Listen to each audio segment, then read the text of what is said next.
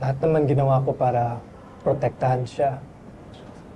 Pero ako pa rin yung masama. Pero naiintindihan ko dahil mahal ko siya. Ganun kasi talaga minsan sa mga pamilya eh. Hindi nila agad na-appreciate yung mga ginagawa natin. Gusto lang maging maayos ang pamilya ko. Kasi pag nag-aaway kami ni Tali, nasasaktan ng nanay ko eh. Mahal na mahal ko ang nanay ko. Ayoko siya nag-aalala sa amin.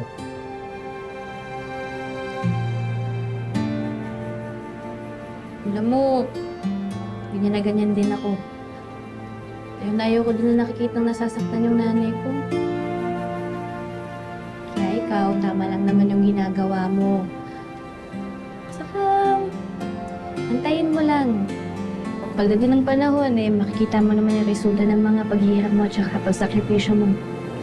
Importante, huwag ka mawala ng pag-asa. Saka lagi mo lang isipin yung mga pangarap natin.